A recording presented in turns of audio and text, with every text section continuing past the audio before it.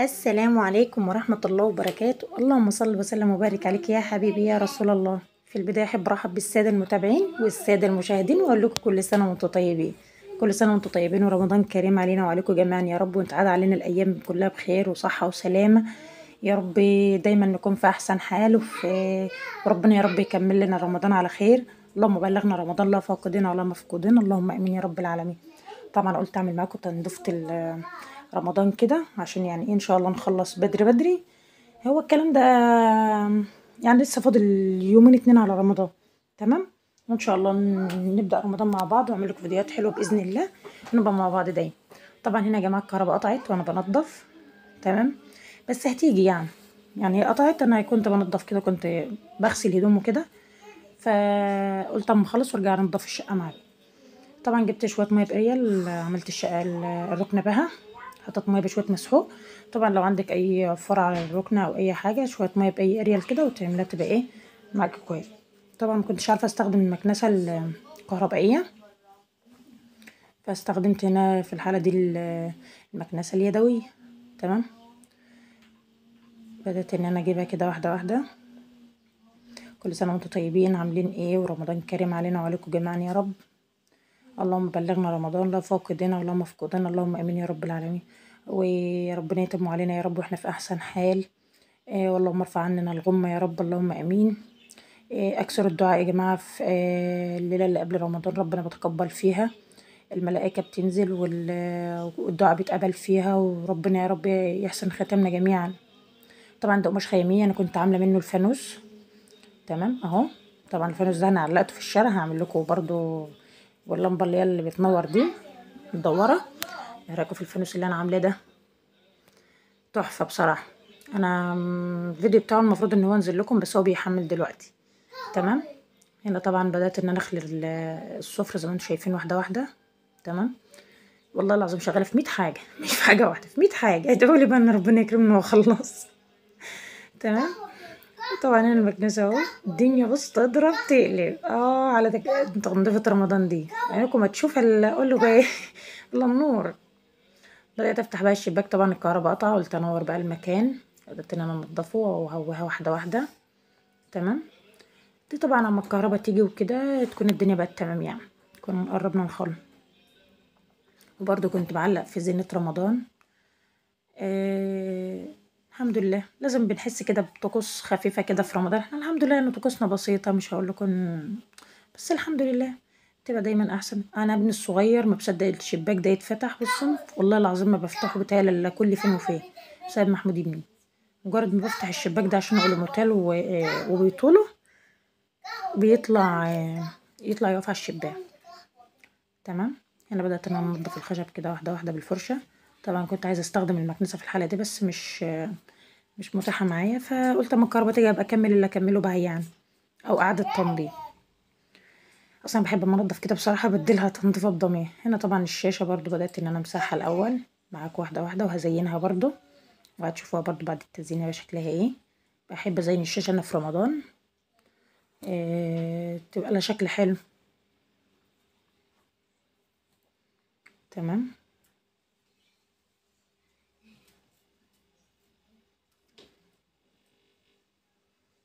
هنا طبعا السفرة دي يا جماعة، إنه الكهرباء كده جت. تمام. انا كنت شايلة الفرشة عشان تتهوى. الكهرباء هنا جت بقى طبعا في الوقت ده، وابدأ ان انا اعمل فيها واحدة. طبعا السفرة دي انا هنقلها، انا هنا لميت السجادة، ودي سجادة المطبخ، بدأت ان انا اشيلها اغسلها في الحمام.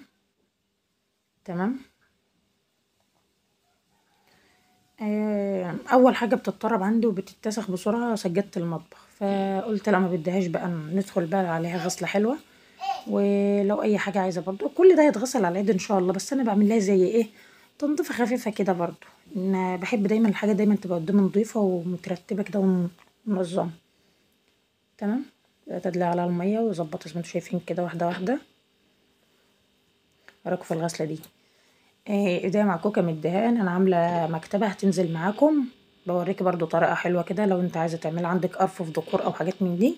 انا عاملة طريقة بس لسه ما نزلتها لكوش، انا سايباه ينشف وبعد كده هنزل لكم الفيديو في المقطع الاخير، عشان كده ضافر مكوكة دهان ابيض.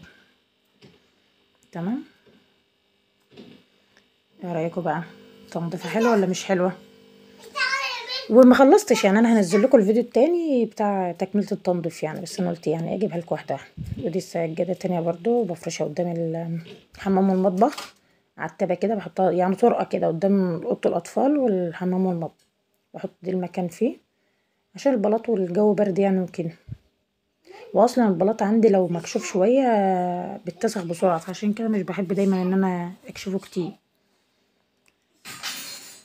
كل سنه وانتم طيبين. استعدتوا لرمضان ولا لسه؟ عاملين ايه؟ يا رب تكونوا بخير جميعا كده يا رب، وبلغكم رمضان كلكم يا رب وانتوا في احسن حال.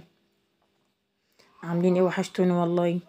يا ريت يا جماعه الجديد معايا في القناه فضلا وليس امرا يشترك بالقناه، دعما ليا لان انا لسه في اول الطريق. ف نفسي ان القناه بتاعتي بجد تكبر كده وتنجح وتبقى يعني ان شاء الله في احسن حال يعني. تمام. هو التصوير مش عارفه هو جاي مقلوب لان كنت ماسكه التليفون مقلوب، مش عارفه في حاجه في التصوير يعني، انا لسه بمنتج معاكم الفيديو في حاجه غلط. ايه انا ماسكه التليفون بالعكس ولا في ايه؟ طبعا بدات ان انا استف كده واحده واحده بقى. بعد ما غسلت السجاد طبعا جيت لقيت اللي انا عملته كله في الفاضي، قلت لا ابدا تاني من اول وجديد عادي. تمام. زي ما قلت لكم اللي في الضوافر ده يا جماعه مش الحمد لله ما بحطش مانيكير وكلام من ده، بس ده دهان بعمل لكم يعني حاجات ديكوريه كده تقدروا ان انتوا تزينوا بقى على دخلة العيد في رمضان بحاجات من عندك في البيت، وحاجات تقدروا تعملها على ايدك، حاجات بسيطه كده.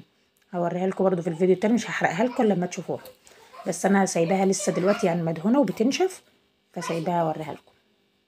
تمام.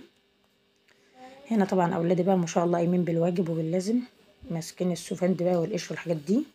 تمام. هنا طبعا انا هنقل السفره من هنا، هي هنا قدام الركنه وفي نص الصاله. طبعا بقى عشان احنا ما كناش بناكل عليها هجيبها بقى في المكان اللي احنا بناكل عليها فيه، كنا بناكل في المطبخ وكده. طبعا الستاير نازله والدنيا بصوا تضرب تقلب تاني. قلت يلا احنا كده والله كل يوم. مين يا جماعه اللي اولاده ما بيعمل ما بيعملوش العمايل بتاعتي دي؟ لا بجد معاناه والله، والله بجد معاناه جامده. اعمل ايه طيب؟ ربنا يعيننا بقى. طبعا هنا بقى المكنسه والحاجات دي بدات ان انا بقى ايه، قلت لها تعالي بقى دورك الاساسي معايا. بعد ما غسلت السجاد اسيبه ينشف، يعني مش كل السجاد بصراحه، حاجات خفيفه. قلت ما دام غسلت السجاد بقى وسبته ينشف هبدا ان انا ايه اكمل تنظيفات. التنظيفه بقى اللي هي ايه، خلاص انا عملت كده ما عادش حد يدخل المكان ده، تمام يا ماما خلاص. تمام. ظبطتها بقى هنا طبعا شايفين الاضاءه، الواحد شايف بقى ايه اللي عايز يتعمل ايه اللي ما يكونش ايه اللي كده. قطعة الكهرباء ده حاجة صعبة. هما بيقولوا في رمضان الكهرباء مش هتقطع، ده فعلا بجد يا جماعة ولا كلام؟ هما بيقولوا الكهرباء في رمضان مش هتقطع عندنا، بس مش عارفة، يا رب تكون أكيد. طبعا هنا ببدأ ان انا ايه امشيها واحدة واحدة كده.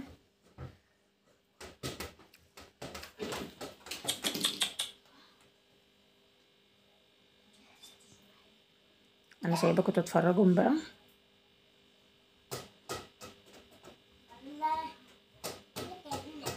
طبعا هنا قلم الهدوم هنا وهنا، ده حاجة بنتي ببدأ ان انا اشيلها واحدة واحدة.